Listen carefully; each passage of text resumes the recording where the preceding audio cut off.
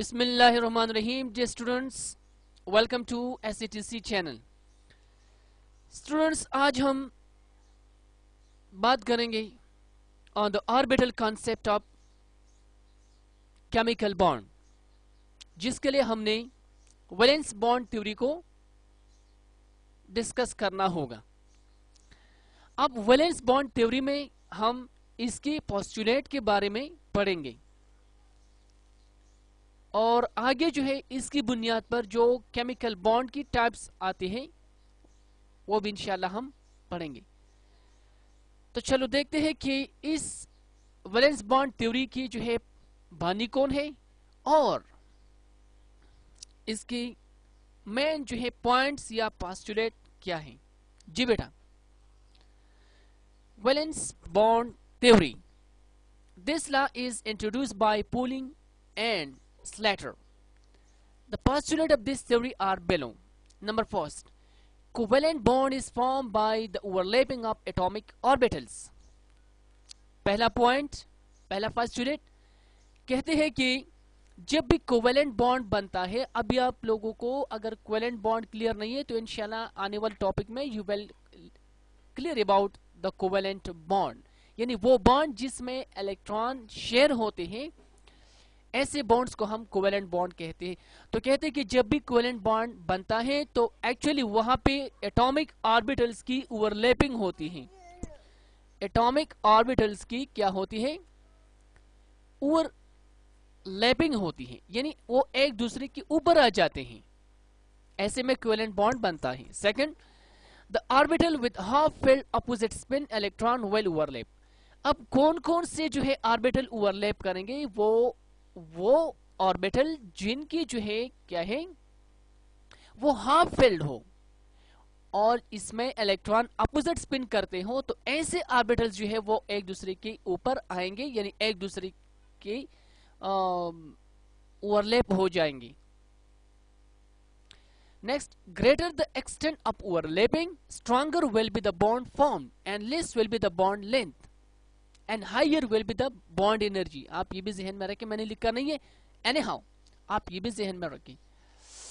अब इस पॉइंट का क्या मतलब है या इस पोस्टुलेट का क्या मतलब है? इसमें कहते हैं कि जितना ही ओवरलैपिंग ज्यादा होगा, एक्सटेंट ऑफ द ओवरलैपिंग, जितना ही ज्यादा ओवरलैपिंग होगा तो इतना ही बॉन्ड स्ट्रांग होगा और ऐसे में उनकी बीच जो डिस्टेंस है वो कम होगी. तो क्लियर बात है, बॉन्ड बनेगा तो एटम्स एक दूसरे की, ऑर्बिटल्स एक दूसरे के करीब आएंगे तो उनकी बीच डिस्टेंस कम होगी, जिसको हम कहते हैं bond length.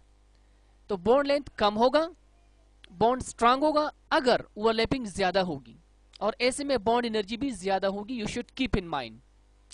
And the next one postulate is covalent bond is directional. अब कोवेलेंट बॉन्ड जो है ये डायरेक्शनल होता है. क्या होता है? डायरेक्शनल होता है. अब इसका मतलब क्या है? इसका मतलब है कि the atoms bond covalently prepare specific orientation, कि जब भी कोवेलेंट बॉन्ड बनती है तो ऐसे में एटम्स क्या करते हैं, वो एक स्पेसिफिक ओरिएंटेशन को जो है प्रेफर करता है, एक खास समत में जो है वो एक दूसरे को प्रेफर करता है. यानी जब भी ये कोवेलेंट बॉन्ड बनता है तो वहां पे डायरेक्शन मस्ट होती है, एक स्पेसिफिक डायरेक्शन होती है. कैसे? इंशाल्लाह ये अभी आगे हम डिस्कस करेंगे, ठीक है, कि ये सब हम क्या कह रहे हैं, लेकिन सिर्फ अभी आप पोस्टुलेट को जो है जहन में रखें, ठीक है. अच्छा, नेक्स्ट, अब नेक्स्ट वन पोस्टुलेट जो है कहते हैं कि there are two types of covalent bond based on the pattern of overlapping. अगर जो ओवरलैपिंग हमारे साथ क्या है, दो किस्म की ओवरलैपिंग होती है, तो इस बुनियाद पर जो है क्या है, दो किस्म के बॉन्ड यानी कोवेलेंट बॉन्ड बन जाती है. And these are sigma bond and pi bond. Sigma bond क्या होता है और पाई बॉन्ड क्या होता है, तो इसी के लिए मैंने अगला लेक्चर जो है वो तैयार किया है. तो काइंडली आप इस मेरे चैनल में sigma bond pi bond by sir Goharali या बाय SCTC सर्च करें तो आपको सिग्मा बॉन्ड और पाई बॉन्ड डिटेल से मिलेंगी.